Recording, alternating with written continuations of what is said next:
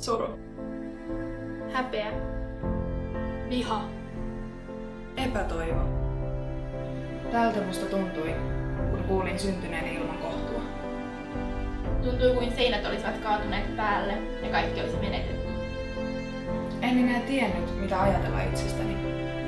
En kyennyt näkemään itseäni arvokkaana tai ylipäätänsä naisena. Häpesin itseäni ja olin pitkään hiljaa asiasta. Unelma äityydestä oli viety. Kaikki se, mistä olin unelmoinut lapsesta asti.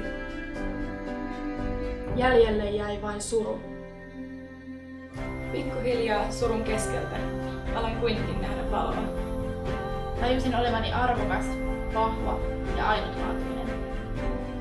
Edelleenkin on vaikeita päiviä, mutta jaksan silti uskoa parempaan huomiseen. Uskon, että jonain päivänä suru muuttuu onneksi. Että jonain päivänä voisin saada oman lapsen.